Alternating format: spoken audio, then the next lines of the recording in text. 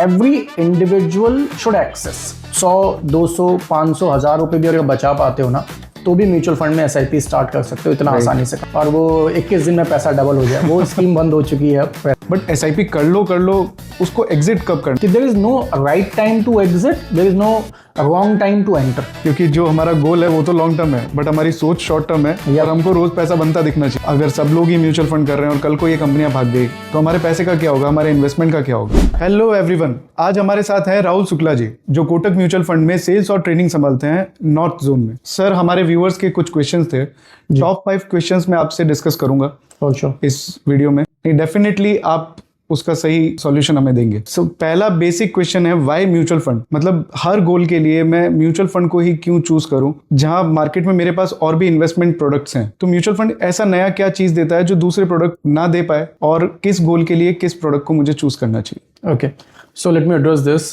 Although thank you so much for inviting me here. Mutual fund इकलौता कोई समाधान नहीं है किसी एक गोल को अचीव करने का। There are many other alternates, right? Let's start with the very fundamental one. Bank FDs RDs के बारे में हम सभी जानते हैं, and if you just take a note, so 1995 में जो रेट ऑफ इंटरेस्ट उस वक्त आ रहा था, and now the scenarios are totally different. ठीक है, अब वो नहीं आ रहे हो तो डेफिनेटली एफडीज के एक सेफ सिक्योरिटी पार्ट के लिए आप डेफिनेटली जा सकते हो, क्योंकि ट्रेडिशनल वे ऑफ इन्वेस्टमेंट है। सिमिलरली हम जाते हैं बॉन्ड्स के साथ। There are many people who are investing in bonds. Bonds में कॉर्पोरेट, गवर्नमेंट दोनों तरह के बॉन्ड्स हैं, सेफ हैं, सिक्योर्ड हैं, एक ज़्यादा बेटर आपको एक्सपेक्टेशन रहती है उससे, फिक्स्ड रेट ऑफ इंटरेस्ट आएगा, कोई ज़्यादा रिस्क उसमें नहीं होगा। When we talk about mutual fund, that why only mutual fund, there is no other specification with respect to mutual fund.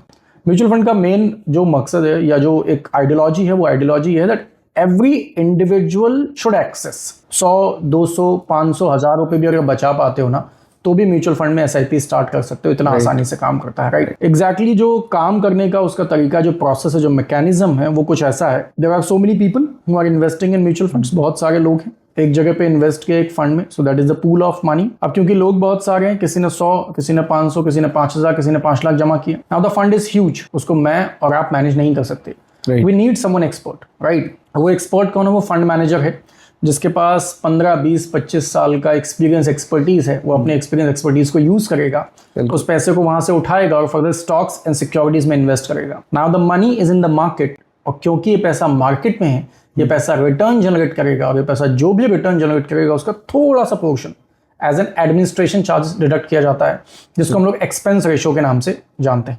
और उसके बाद जो भी बचता है वो इन्वेस्टर्स को पे ऑफ कर दिया जाता है in the form of returns. बहुत सारे टाइप के फंड्स आपको मिलेंगे। सेबी का इसका स्पेसिफिक कैटेगराइजेशन है। इक्विटी से हम शुरू करेंगे, देन डेट, देन हाइब्रिड। पहले एक सॉल्यूशन ओरिएंटेड स्कीम आया करती थी, अभी रिसेंटली वो चेंज हुआ है लाइफ साइकिल फंड में, देन अदर फंड्स। तो ओवरऑल अगर किसी को अपने ही काम पे ध्यान देना है, let's say you are a business owner या आप एक एंटरप्रेन्योर हो, आपको अपने काम पे ज़्यादा फोकस करना है, एंड यू वांट कि इन्वेस्टमेंट साइड बाय साइड चलता रहे और वो इन्वेस्टमेंट भी मैनेज हो जाए with some experts, in that case mutual fund can be a wonderful scenario for you. एक बहुत अच्छा ऑल्टरनेट हो सकता है एक इन्वेस्टर के लिए, जो डिफरेंट गोल्स के लिए आप उसको चुन सकते हैं, and that will definitely give you better returns over the period of time. But the whole idea is you have to stay in the market for that matter, right? ऐसा नहीं होगा कि आज आपने कोई मेरे को म्यूचुअल फंड बताया और वो 21 दिन में पैसा डबल हो जाए। वो स्कीम बंद हो चुकी है, अब पैसा नहीं चलता अभी। और अगर वो स्कीम है तो डरना चाहिए। हाँ, बहुत डरना चाहिए, बहुत डरने की जरूरत है, because there are many instances we have seen जहाँ पे actually people have lost their money. Yes. So it's a hard earned money. कोशिश करके ठीक से सही व्यक्ति से बात करके इन्वेस्टमेंट मुझे लगता है कि आपको सही जगह पे करना चाहिए। Yes sir, right. But sir एक केस आता है कि आजकल हम लोग सोशल मीडिया ओपन करते हैं, जॉब लगी एसआईपी कर लो, बोनस मिला एसआईपी कर लो, शादी हो गई एसआईपी कर लो, बच्चे हो गए एसआईपी कर लो, कार लेनी है एसआईपी कर लो। बट एसआईपी कर लो, उसको एग्जिट कब करना है, मुझे कब उस पैसे को यूज करना है, ये सबसे बड़ा क्वेश्चन है अपने पब्लिक का, कि यहाँ किसी ने कोई सॉल्यूशन दिया नहीं। लॉन्ग टर्म मतलब कितना लॉन्ग टर्म? ग्रेट, सो आपने अपने प्रश्न का उत्तर खुद ही दे दिया वैसे। So when we talk about mutual funds, not only mutual funds, any kind of investment, पहला फंडामेंटल क्वेश्चन है किया ही क्यों था, इन्वेस्टमेंट ही क्यों किया। You will be fascinated with this fact, there are more than 60% people as per the best of my knowledge जिनको लिटरली नहीं पता व्हाई दे हैव इन्वेस्टेड। क्यों किया? क्योंकि भाई साहब इंस्टाग्राम पे एक रील देखी थी, कोई प्रभु का दास आया, उसने कहा जी देखो निवेश तो करना पड़ेगा, इन्वेस्टमेंट तो करना पड़ेगा, और म्यूचुअल फंड सही है। सभी कह रहे हैं बिल्कुल कि साहब म्यूचुअल फंड सही, हम भी खुद उस बात को प्रीच करते हैं। बट द पॉइंट इज क्यों करना है investment, that's the very fundamental question. Simon Sinek का नाम सुना होगा आपने, if I am not wrong, right? Yes. Simon Sinek की बहुत फंडामेंटल थ्योरी है। उससे पहले समझते हैं बेसिक साइकोलॉजी क्या है। बेसिक साइकोलॉजी ये है, अगर मैं आपसे बात करूं कि बताओ जी करना क्या है, पहला सवाल ये होता है बताओ करना क्या है, व्हाट टू डू। जैसे अब आज हमें शूट करना था, सो पहला क्वेश्चन है क्या करना है जी, शूट करना। देन दूसरा क्वेश्चन आता है कैसे करना है, how to do it, then we have this camera and light setup and we have people for that, right? तीसरे सवाल में कुछ लोगों का जीवन बीत जाता है और कुछ लोगों में प्रभु की कृपा होती है, जैसे आप कि साहब जल्दी पता लग जाए कि साहब करना ही क्यों था। साइमन सिनेक इस पूरे पिलर को उल्टा कर देते हैं। साइमन सिनेक कहते हैं भाई पहले बताओ करना क्यों है, देन विल टॉक अबाउट कि कैसे क्या वो आप फाइंड आउट कर लोगे, that's not the question. And when you ask what is the right time to exit, क्योंकि सब बात कर रहे हैं करने की। If I am a married person, right, I have 2 kids, एक बिटिया है मेरी, एक बेटा है। बिटिया कुछ एक 4 साल की है, बेटा कुछ एक 2 साल का है, राइट? अगर मैंने अपनी डॉटर के एजुकेशन के लिए इन्वेस्टमेंट किया है, हायर एजुकेशन के लिए, so definitely I am expecting कि अगले 12 साल से पहले तो नहीं निकालने वाला। That's a very fundamental idea. अब 12 साल से पहले मार्केट में कुछ भी घटना घटे, क्या फर्क पड़ता है जी बताओ? देयर आर मेनी पीपल, लोगों ने आपसे ये सवाल भी डेफिनेटली पूछा होगा, पूछते हैं लोग कि साहब इन्वेस्टमेंट किया, 5-6 साल चलाया, जिस साल निकालना था जी उसी साल मार्केट नीचे आ गया, क्या फर्क पड़ेगा? बिल्कुल। अगर मैं 6 साल टिका हूं मार्केट में और मार्केट नीचे आया है तो डेफिनेटली 6 महीने और टिक जाते हैं, क्या ही फर्क पड़ेगा उससे? और मार्केट 6 साल वाले लेवल से नीचे जाएगा, बिल्कुल आज वाले लेवल से नीचे नहीं जाएगा। तो अगर मार्केट 10 साल बाद करेक्ट हुआ तो 10 साल वाले लेवल से करेक्ट होगा, 10% 12% जो भी करेक्ट होगा, आज वाले लेवल पे करेक्ट नहीं होगा। बिल्कुल। तो एग्जिट का पॉइंट तब आपको पता लगेगा जब आपको ये पता हो कि इन्वेस्टमेंट क्यों किया है। और गोल based planning is one of the fundamental की थिंग्स जो मैं देखता हूँ बहुत लोग लैक करते हैं, नहीं कर रहे प्लानिंग वैसे। इसलिए इन्वेस्टमेंट किया क्योंकि किसी ने सजेस्ट कर दिया, इसलिए इन्वेस्टमेंट किया क्योंकि जी पड़ोसी कर रहा है, इसलिए इन्वेस्टमेंट किया कि साहब समाज में कहीं पीछे ना रह जाएं। फोमो फील होता है कुछ लोगों को इन्वेस्टमेंट को लेकर, और बीच में जो भी ये सिनेरियोज वर्ल्ड वाइड हम देखते हैं उससे भी थोड़ा बहुत इम्पैक्ट पड़ता है एक्चुअली। हाँ, थोड़ा उनको लगता है बट क्यों डरना है, मेरे को समझ नहीं आता। If I M an investor, क्या ही फर्क पड़ेगा, मेरा 10 साल का इन्वेस्टमेंट है, 5 साल में आग लगे मार्केट में, क्या होगा? 5 साल दैट्स अपॉर्चुनिटी, क्योंकि मुझे पैसा 5 साल बाद एब्सोल्युटली तो सस्ता that will make more sense for us and for investors as well. So this one part every individual should understand कि there is no right time to exit, there is no wrong time to enter. आप all time high पे enter कर सकते हो if you are an investor, ठीक है? And if you have enough time, 2, 4, 5 साल 8 साल हैं, वो पैसा रिटर्न देके जाएगा। And the final statement for that कि कभी निकालना है तो अगर कार के लिए पैसा जमा कर रहे हो अगले 3 साल में, तो कार ही लेने के लिए निकालना उसे। अपने रिटायरमेंट के लिए if you have started investing ना, सो मेक श्योर कि रिटायरमेंट भी निकले पैसा। पर ऐसा होता नहीं। एक पैसे में, मैं बहुत मजे में इस बात को बोलता हूँ, पैसे में एक विशेष प्रकार की गुदगुदी होती है। आप 10,000 की SIP कर लो आज, ठीक है ना, 5 साल चला लो, योर प्रिंसिपल इज 6 लाख। जो भी एक XY रिटर्न आया, फॉर एग्जाम्पल हमारा उसका कॉर्पस बन गया अभी 9 लाख के आसपास का, ठीक है। अब ये 9 लाख देख के ना मेरी कार जो अभी ठीक ठाक है वो मुझे पुरानी लगने लग गई क्योंकि मेरे पास डाउन पेमेंट आ गया है। So this is the problem that is there. So individual should understand कि भाई गोल बेस्ड पे जाएंगे तो मुझे लगता है ज्यादा पैसा ज्यादा बेहतर आप काम कर पाओगे, rather than कि कौन सा राइट टाइम एंट्री का है कौन सा राइट टाइम एग्जिट का, ये लोग कुछ नहीं कर पाते। मार्केट को टाइम करने से बेटर है मार्केट को टाइम दो। ये बहुत प्रॉब्लमेटिक सिचुएशन है, लोग टाइम नहीं देते। लोग कहते हैं भाई साहब जुगाड़ बता दो, जुगाड़ बता दो ऐसा कुछ बता दो कि बस अपना काम हो जाए। क्योंकि जो हमारा गोल है वो तो लॉन्ग टर्म है, बट हमारी सोच शॉर्ट टर्म है और हमको रोज पैसा बनता दिखना चाहिए। Absolutely, and this is the very right statement that you have mentioned. Goal long term है बट सोच बहुत शॉर्ट टर्म, और ये सिचुएशन है actually, this is right situation. इससे थर्ड क्वेश्चन है, अभी आजकल आपने देखा होगा कुछ रील्स वायरल होती है, what if a mutual fund is a scam. Yes, अगर सब लोग ही म्यूचुअल फंड कर रहे हैं और कल को ये कंपनियां भाग गई तो हमारे पैसे का क्या होगा, हमारे इन्वेस्टमेंट का क्या होगा? उस पर आपका क्या पॉइंट ऑफ व्यू है? क्या ये भी सहारा आदर्श जैसे निकल सकते हैं या फिर इनमें कुछ अलग है, गवर्नमेंट का कोई क्राइटेरिया है?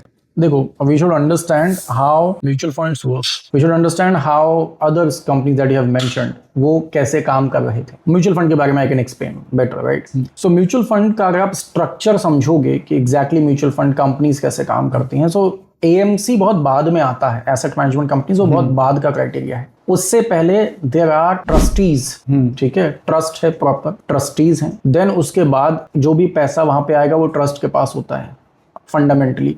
The AMC will be the managing person, asset management company, SEBI बैठा है उसके ऊपर। आप एक लाइन गलत बोल के देख लो इस पॉडकास्ट पे, सेबी आपके पीछे पड़ जाएगा, आप पैसा लेके भागने की बात कर रहे हो sir. So that is near to impossible in current scenario, क्योंकि इतनी स्ट्रिक्ट गाइडलाइंस हैं, इतनी स्ट्रिक्ट गाइडलाइंस हैं कि उसको कंप्लाइंस में ही आदमी फंस के रह जाता है चीजों में, ठीक है। और मार्केट में पैसा है, ठीक है, आपका पैसा ऐसा नहीं कि आपने अगर 10,000 रुपए की एक SIP स्टार्ट की तो मैं एक AMC हूँ, मैंने वो पैसा अपनी जेब में रखा और मैं निकल गया, ऐसा पॉसिबिलिटी नहीं होती, ऐसा सिचुएशन ही नहीं है, क्योंकि 30 डेज के अंदर, if I am not wrong, लगभग 30 डेज में पैसा डिप्लॉय करना होता है मार्केट में। बिल्कुल। And you have to buy stocks and securities, right, and if you are buying stock and securities the money is technically in that stock and securities, है ना, और वो पैसा रिकवरेबल होता है अगर वर्स्ट केस सिनेरियोज में कुछ ऐसा हुआ भी। जितनी मुझे जानकारी है इंडिया में लगभग 51 के आसपास AMCs वर्किंग है टिल डेट, राइट। उनमें से जो स्मॉलेस्ट AMC होगी ना, उसके भी भागने के चांसेस ऑलमोस्ट 0% होंगे। सिक्योरिटीज ट्रांसफर हो सकती है बट AMC पैसा लेके नहीं जा सकती। नहीं, कैसे जाएगी आप बताओ ना। कंप्लाइंस का as a distributor there are people जो बहुत बाद में आते हैं, उनके ऊपर कंप्लाइंस के इतने इश्यूज हैं, हम 4 बातें ज्यादा नहीं बोल सकते। बिल्कुल। और पास में भी काफी मर्जर्स देखे गए। यस, काफी म्यूचुअल फंड्स मर्ज हुए हैं बड़ी AMCs में। मर्ज होना is different, right, and merge हो गए then definitely it's a good part, क्योंकि अब कोई और ज्यादा एफिशिएंट मैनेजमेंट उसको मैनेज करेगा, that's a good part. But ये भ्रांति जो फैलाई जा रही है, मुझे नहीं पता ये कौन लोग हैं, इनको तो प्रणाम कर लेना चाहिए दूर से। और जब गवर्नमेंट कैंपेन चला रही है, मतलब मैं और आप शायद झूठ बोल सकते हैं किसी बात पे, गवर्नमेंट पैन इंडिया इस बात को चला रही है, साहब म्यूचुअल फंड सही है। बिल्कुल। हमारे सचिन तेंदुलकर जी इस बात को कह रहे हैं कि साहब म्यूचुअल फंड सही। अब और किसकी बात पर भरोसा करना है आपको? ब्रह्मा जी आएंगे मुझे लगता है, तभी आप मानोगे इस बात। उसके बाद भी ब्रह्मा जी पे शक हो जाएगा। हाँ, बहुत सारे ऐसे लोग हैं यार, बट इसका कोई विशेष मुझे नहीं लगता कि ये क्वेश्चन ठीक है लोगों का। बट हाँ, जिज्ञासाएं हैं लोगों की, क्योंकि इंस्टाग्राम ड्रिवन सोसाइटी है थोड़ी बहुत कहीं ना कहीं, तो उसमें तो प्रॉब्लम रहेगी। बट मुझे नहीं लगता कि ऐसी कोई खास समस्या होगी, because I am into that space और इतने टाइम से मैं हूँ। ओवरऑल 10 साल से तो ट्रेनिंग्स में ही हूँ, ठीक है, और जितने भी टाइम से ट्रेनिंग्स कर रहा हूँ, what I find out is ऐसा कोई सिचुएशन मुझे तो पर्सनली नहीं लगी, because the entire portfolio is in mutual funds only. Sir जैसे अभी आपने मेंशन किया ये कौन लोग हैं जो ये भ्रम फैलाते हैं, राइट? तो सोशल मीडिया पे अभी जैसे इन्फ्लुएंसिंग मार्केट अलग है, एडवाइजरी मार्केट अलग है, बट लोग उसमें डिसाइड नहीं कर पाते कि कौन सही कौन गलत। जैसे हम जैसे प्रोफेशनल लोग, हम लोग कुछ ज्यादा चीजें बोल नहीं सकते क्योंकि सेबी गाइडलाइन है। वहीं अगर कोई इन्फ्लुएंसर है तो वो कुछ भी डेटा देके कुछ भी एक आर्टिफिशियल कैलकुलेशन उनको दे देता है, तो लोग अभी चूज नहीं कर पाते कि डायरेक्ट वर्सेस रेगुलर में मुझे कहाँ जाना चाहिए, क्योंकि ये बहुत बड़ा एक कैलकुलेशन लोगों को दे दिया गया है कि अगर आप डायरेक्ट में जाते हो तो आपका पैसा सो एंड सो बढ़ जाता है। मैं मोस्टली ये मानता हूँ कि अगर ऐसा है तो मुझे मेरे बच्चे को स्कूल नहीं भेजना चाहिए, क्योंकि वो अगर मैं फीस का पैसा इन्वेस्ट करूंगा, वो नौकरी में जो पहली नौकरी में उसकी सैलरी नहीं लगेगी, उससे ज्यादा वो शायद उसका SWP अमाउंट हो जाएगा, राइट? तो ये कैलकुलेशन को समझते हुए अगर मेरे को कब डिसीजन लेना चाहिए एक इन्वेस्टर को कि उसे डायरेक्ट म्यूचुअल फंड चूज करना है या उसको किसी एडवाइजर के थ्रू रेगुलर में जाना है? ठीक है, आप मुझे एक बात बताओ, मैं आपसे ये बात पूछता हूँ, you have a work, you have a business, you are an entrepreneur, you are doing your business, right? और मैं आपसे कह दूं कि प्रभु जी एक काम करो, अब आप सारा ये काम तो कर ही गए हो, लग गया तो अपना म्यूचुअल फंड भी खुद ही मैनेज कर लो। मुश्किल काम है, राइट? मतलब for a person like me, like you, people who are into other businesses, who are into other jobs, it's tough to manage their own money, right? We want कि भाई कोई दूसरा कर ले, बट बहुत सारे शक्तिशाली लोग हैं, है ना, thanks to Instagram for that matter once again, कि साहब ये वाला फंड आपको चुन लेना चाहिए, ये टॉप 3 टॉप 5, एंड कैसे चुन रहे हैं वो विद रिस्पेक्ट टू कैगर, कि भाई साहब इसका CAGR लास्ट 3 ईयर 4 ईयर, ठीक है, लास्ट 3-5 ईयर्स आप देख लो और उसको बाय कर लो। The situation is the moment you choose these kind of funds, और ऐसे सजेशंस को जब आप करते हो ना, खुद जब आप डायरेक्ट कर रहे होते हो, डेफिनेटली आप 50 पैसे के आसपास कुछ रिटर्न ज्यादा कमाते हो, ठीक है, इसमें कोई दो राय नहीं है। लेकिन मैं आपको एक डेटा बताता हूँ, मिंट की रिपोर्ट पढ़ी होगी आपने दिसंबर 2024 की, स्ट्रेट फॉरवर्ड उसमें लिखा हुआ था, आप उसको कोई भी पढ़ सकता है उस रिपोर्ट को। मिंट ने निकाला कि साहब इंडिया में रिकॉर्ड SIP रिडेम्पशंस हुए, record SIP redemptions, out of that 65% were direct. तो क्या इनके पास ब्रह्म ज्ञान नहीं था? सबके पास था। फिर क्या ऐसी दिक्कत आई? अब मैं घुस तो गया अभिमन्यु की तरह चक्रव्यूह में कि साहब SIP स्टार्ट की या कोई फंड में इन्वेस्टमेंट किया, डायरेक्ट कैसे करेंगे? डायरेक्ट करेंगे जी। अब अर्जुन की तरह कृष्ण हमारे साथ नहीं थे। हाँ, ज्यादा कमाएंगे, बहुत ज्यादा कमाएंगे, ठंडी हम ज्यादा कमाएंगे। अब हुआ क्या? When the market is rallying, every individual is a fund manager, right? वो आपको बताएगा जी 2 स्टॉक, आप उससे पूछ लो, आप क्या ही सजेस्ट करोगे उसको म्यूचुअल फंड, राइट? वो आपको खुद बता रहा होगा। और जब मार्केट जैसे नीचे आना स्टार्ट होता है, सबकी शक्तियां बेकार हो जाती हैं, देन दे रियलाइज कि actually situation is not the same and we have to find out the situation. आपको लगता है कि आप कुछ बनाओगे, एक्चुअली आप देके जाओगे। करंट सिनेरियो में होना क्या चाहिए? आदमी को सस्ता खरीदना चाहिए, महंगा बेचना चाहिए। होता उल्टा है। वो जब मार्केट ऊपर जा रहा होता है तब बाय करते हैं, और मार्केट नीचे जा रहा होता है तब वो बेचते हैं। इसीलिए सारथी जरूरी है। हमारे एमडी एंड सीईओ जो नीलेश शाह जी हैं वो इस बात को बहुत बार बोलते हैं, हर प्लेटफॉर्म पे बोलते हैं, हमेशा सारथी जरूरी है आपको, वरना अभिमन्यु की तरह मृत्यु होगी सर। इन्वेस्टमेंट्स आपके नुकसान करके जाएंगे आपका, एंड आई डोंट थिंक कि this is the right way to choose the things. Right. आपको लगता है कि थोड़ा बहुत जो भी 10 पैसा 15 पैसा एक्स्ट्रा जो भी जा रहा होगा 20 पैसा, वहां पर आपको कम से कम ये तो है, when the market goes down आपका पार्टनर, आपका डिस्ट्रीब्यूटर, आपका सारथी वो आपको बता रहा होगा भाई साहब ये होता रहता है। And let me give an example for that. 22 मार्च 2020 आज रात 12 बजे से संपूर्ण देश में संपूर्ण लॉकडाउन होने जा रहा है। भाइयों बहनों कल से घर पे रहना है, ठीक, मोदी जी ने अनाउंस कर दिया, वैसे लॉकडाउन लगेगा। मार्केट नीचे आया लगभग 36.90 if I am not wrong, लगभग इतना गया वो मार्केट, ठीक है जी। फिर 8 जून 2020 मार्केट लॉकडाउन खुलना स्टार्ट हुआ, मार्केट ऊपर। दिसंबर का मार्केट देखो लगभग 69% के आसपास मार्केट चढ़ा। So we can see the difference. अब किसको मिला 69% रिटर्न? जिसको सही एडवाइस मिली, जो टिका, जिसको एक कहने वाले थे भाई साहब ये समय बीत जाएगा, आपको इस वक्त रिडेम्पशन नहीं डालना, ठीक है। वो लोग डायरेक्ट वाले के पास ये शक्तियां नहीं है, ऐप नहीं पूछता आपसे रिडेम्पशन क्यों डाल रहे हो, सही बात है। The advisor will ask, app OTP पूछता है। हाँ, वो पूछेगा लिटरली आपको कि सर क्या हुआ, मतलब व्हाई आर यू। तो वो जो ह्यूमन टच है, you are lacking that human touch in those app based things. Although मैं उसको किसी भी चीज को नकारता नहीं, they are also good if you are capable enough to find out the right funds, definitely you can go direct, no worries at all, but regular में आपको एक stability, एक support मिलता है rather, मुझे ऐसा लगता है। Right sir. अब इसके बाद सबसे बड़ा क्वेश्चन या ट्रेंडिंग मैं बोल दूं आजकल जो सब्जेक्ट चल रहा है वो होता है बाइंग और रेंटिंग का। मतलब मुझे घर खरीदना चाहिए या रेंट पे रहना चाहिए, मुझे कार की ईएमआई शुरू करनी चाहिए कि उसके लिए पहले प्लानिंग करनी चाहिए। तो इसके बारे में आपका क्या पॉइंट ऑफ व्यू है कि किस स्टेज पर आके मुझे ये सारे जो ये मेरा बड़ा गोल है, घर और गाड़ी, ये दो सबसे बड़े गोल है अगर आज की तारीख में मैं इंडियन पब्लिक की या ऑल ओवर किसी इंडिविजुअल की बात करूं, तो ये गोल को मेरे को कब उसके बारे में सोचना चाहिए, जॉब लगने के कितने टाइम बाद या कितने कॉर्पस बाद? अब ये ना बड़ा सब्जेक्टिव क्वेश्चन है भाई, ठीक है। मेरे लिए उसका जवाब अलग है, आपके लिए अलग है, क्योंकि मन बहुत चंचल है, राइट, है ना। मुझे लगता है कि मेरी एक स्टेबल इनकम आना स्टार्ट हो गई है, so I should stay at least for 2-3 years, कि पहले कुछ इकट्ठा कर लूं अपने पास, then I buy this kind of things. But that is not the case. हो क्या रहा है, आज आपने ज्वाइन किया, 6 महीने में आपका कंफर्मेशन हुआ, प्रोबेशन पीरियड से आप कंफर्म हुए, 6 मंथ्स में और 7 मंथ्स में, whatever the policies of your company, then what you are doing, पहला काम क्या होता है, सबसे पहले आप अपना फोन अपग्रेड करते हो, ठीक है जी।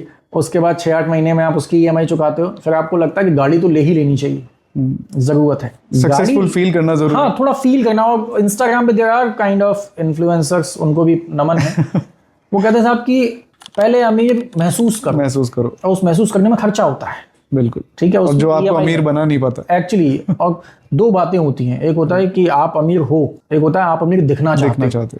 लोग दिखना चाहते हैं और इसमें नुकसान करते हैं। बिल्कुल, अगर आप हो तो क्या ही जरूरत है, मैं सिंपल लोअर टी शर्ट में घूम रहा हूँ, शॉर्ट्स में घूम रहा हूँ, क्या फर्क पड़ेगा, मेरे पास पड़े हैं भाई उतने, I can manage, right. There are people who are walking into that. Airports में मैं देखता हूँ लोगों को, राइट, अब कहीं जा रहे हैं, we are travelling somewhere, we see those kind of people, but problem सिर्फ वही है, when people wants to look rich, उसमें खर्चा ज्यादा होगा। And the question that you have asked, renting का और बाइंग का, ये ना बहुत इंडिया में property buying is very emotional thing. बिल्कुल, बहुत की डिसीजन है, लोगों का जीवन बीत जाता है घर बनाने में। नहीं तो घर वाले फोर्स करते हैं, घर कब ले रहा है, हाँ, कब ले रहा है, दे यूज्ड टू आस्क। उसके लिए मेरी जो अंडरस्टैंडिंग है, आप कम से कम 3 साल स्टेबल जॉब कर लो, right. If you are owning a business, you must have the double of the down payment. जैसे 80% तक मुझे लगता है फाइनेंस हो जाता है, राइट, कंस्ट्रक्टेड प्रॉपर्टीज पे। So you have to have 40% of, तो आपके पास कम से कम 40% लेके चलो, जिससे कि 1-2 ईएमआई में कल को कोई दिक्कत आ गई तो you can manage those things. आप स्टार्ट तो कर देते हो, फैसले तो ले लेते हो। अब उसमें एक क्वेश्चन और आता है, कितने साल के लिए, मान लो अगर लोन लिया, for how many years, if you are young take it for longer years, right. लोग इस एडवेंचर में रहते हैं कि मेरी सैलरी ठीक है, सब बढ़िया चल रहा है, मैं 20 लाख या 15 साल में लोन पूरा कर 10 साल में मैं लोन पूरा कर दूंगा, ईएमआई 10 साल की बन भाई। अब समस्या पता है क्या हुई, कि अगर 2-3 महीने भी खराब हुए, कुछ स्टेबिलिटी नहीं रही, नहीं रही stability, so you lose it. Yes, और फिर बहुत दिक्कत होती है। Rather what you can do, EMI बनवाओ 15 साल की, 20 साल की, और उसको लगता है कि आपके पास 3 साल में पैसा है तो आप पार्ट पेमेंट करो ना, किसने मना किया, right. You can do that. Even government banks are providing services वहाँ पे मेरे ख्याल से कुछ एक्स्ट्रा चार्जेस भी नहीं लेते प्री पेमेंट के। Right. So you can do that, that's a better alternate rather than कि मैं ठीक ठाक ही लमसम पैसा डाल के कुछ ऐसा बाइंग कर रहा हूँ। Renting is good for initial years, at least for 3 years you should be on rent. मतलब अगर नहीं है फैमिली पे प्रॉपर्टी ना, तो रहो भाई 3 साल, देखो सिचुएशन क्या है, क्योंकि वो बहुत सस्ता पड़ता है। रेजिडेंशियल प्रॉपर्टी का रेंटल यील्ड इंडिया में मैक्स टू मैक्स 2.5% आता है। Right right. तो उससे सस्ता तो कुछ हो ही नहीं सकता। और वो हर समय रेंट पे रहे वो भी जरूरी नहीं है। कोई जरूरी नहीं, आप 3 साल रहो ना, 3 साल के बाद you can manage things that can work beautifully for you. तो अभी जैसे मेरे कुछ क्लाइंट के साथ यही मैंने जो अभी आपने जो सॉल्यूशन दिया था, कुछ क्लाइंट के साथ मैंने वो ट्राई किया है। मतलब back when I was in 2020 I started my career, मेरे फ्रेंड्स के साथ कुछ डिस्कशन हुआ तो उन्होंने बोला कि यार मुझे गाड़ी लेनी है, अब मेरा EMI का बजट क्या होगा या रेंटिंग का बजट क्या होगा। हो सकता है, देखो सबका पर्सपेक्टिव अलग होता है, बट मेरा सॉल्यूशन ये है कि आप अपना जब भी बजट बनाओ, जैसे घर लेना है तो आप 15 साल की EMI दे सको, वो बजट बनाओ, बट EMI 25-30 ईयर्स की लो। जो डिफरेंस का अमाउंट है आप उसे बचाओ। अगर इन केस कुछ गलत आपके साथ होता है या आपकी जॉब चली गई, जैसे अभी AI के कारण जो भी ले ऑफ्स हुए, बिल्कुल बिल्कुल, तो उसमें आपके पास बफर रहेगा, आप 2-3 साल तक वो मैनेज कर सकते हो क्योंकि आपने बड़ा पैसा बचा लिया। यस। ये नहीं है कि मैंने कितना ये इंटरेस्ट पे कर दिया, और टाइम वैल्यू ऑफ मनी भी काउंट होता है। एब्सोल्युटली। तो अपन उसमें वैल्यू पे नहीं जा सकते कि मैंने 30 साल में 1 करोड़ दे दिया बैंक को, 15 साल में मैं बैंक को 50 लाख ही दे रहा हूँ। तो ये कैलकुलेशन हमको थोड़ा फंसा देती है बैंक की तरफ। तो मेरे हिसाब से जो बजटिंग का जो पार्ट है, मैं थोड़ा उसी तरह से, मैंने मेरी गाड़ी भी 7 साल के लोन पे ली, बट जब बजट डिसाइड किया तो वो 4 years का किया। That's a good one. तो जो बची भी है वो मेरे SIP चल रही है। आज गाड़ी को 2 साल हो गए और अब मैं सोचता हूँ अगर मेरे 2 साल और मेरे इनकम ना आए तो वो जो मेरा पैसा है वही मेरी EMI भर दे। एब्सोल्युटली। वहाँ क्या होता है कि मेंटल पीस मिलता है। Right. Absolutely sir, thank you so much, बहुत कुछ सीखने को मिला आपसे, और होप सो आप लोगों के भी आंसर काफ़ी क्लियर हो गए होंगे। वीडियो अच्छा लगा है तो प्लीज़ दोस्तों के साथ शेयर ज़रूर करना। ये काफ़ी कॉमन पॉइंट्स है जो हम लोग समझ नहीं पाते, डेली लाइफ में हमें यूज़ करना चाहिए। मनी को मैनेज करना हमें नहीं आ रहा है, और ये शायद आपके कलीग्स की भी प्रॉब्लम होगी। तो प्लीज़ इस वीडियो को ज़्यादा से ज़्यादा शेयर करना, और मुझे फॉलो अप तक नहीं किया तो प्लीज़ फॉलो कर लो।